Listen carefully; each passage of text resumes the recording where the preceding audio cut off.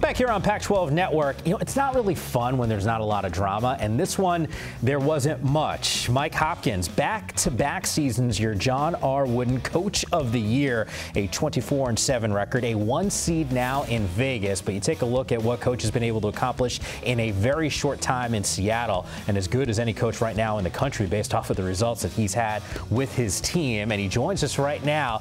Coach, appreciate you stopping by with us. Congrats. It doesn't get old, right? 2 in a row, Coach of the Year. We'll take it. Well, it's a great honor, humbling, but it takes everybody. I got an incredible staff. These guys work hard every day, getting our guys better, and our guys went out and played, and just very blessed and lucky to be Coach of the Year.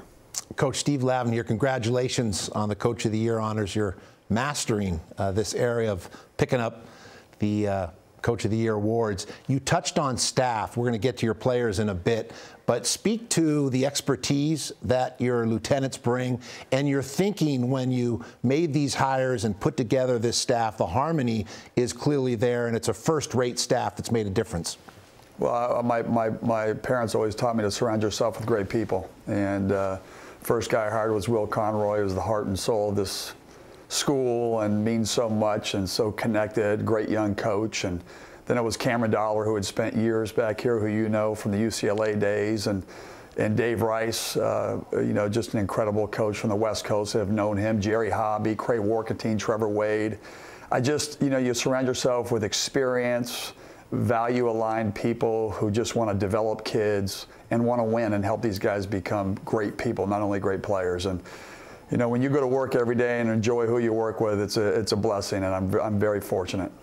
Coach, you're quick to give credit to a lot of the people that are around you, and that includes the players. Earlier in the show, we unveiled Defensive Player of the Year and Player of the Year, and they're 2 of your guys, Jalen Noel and Matisse Thybulle. Can you just speak to just how important they were off the floor this season for you? Because we saw the results, obviously, when they were playing. Well, it's amazing. Last year, you're trying to build a family, and Coach Lav knows when you have great culture and you have connection with the guys and they love each other and play, for each other, you have a lot of results. And those guys had great years. And, obviously they got the 2 awards, Player of the Year and Defensive Player of the Year, and both of them could have been Player of the Year. But if it wasn't for Noah Dickerson getting triple teamed, and if it wasn't for David Chris the way he played, those awards wouldn't have been there. And winning gives you the awards. So Matisse, I think, is the best defensive player out there in the country I've ever seen and been a part of. And Jalen Noel's a guy that when the game's on the line, there's nobody better with ice in his veins than Jalen Noel. I mean, a complete winner. All of them are winners.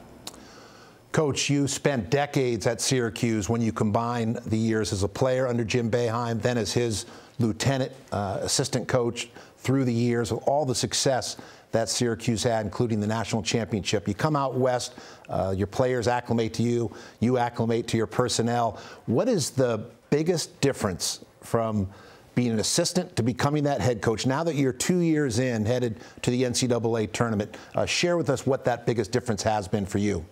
Well, you saw my hairline, right? That you lose a lot of real estate upstairs.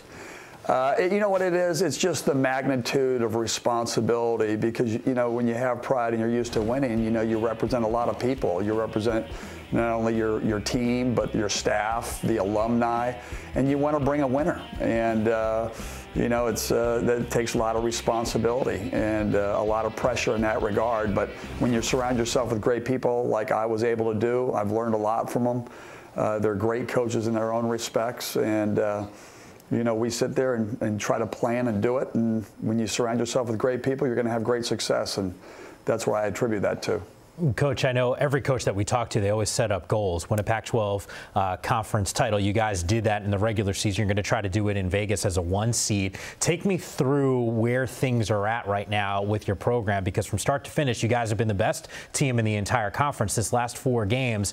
I know we got a couple losses here, and I think we had expected, just everything's easy for Washington. It hasn't played out that way. So what's the state of this team now as we get set for the Pac-12 tournament? Well, throughout a year, you have your ebbs and flows, the highs and lows, and you've got guys with injuries, sick. I mean, there's so many different things. But and also other teams are getting better, and they execute better. They come up with game planning. We've got great programs.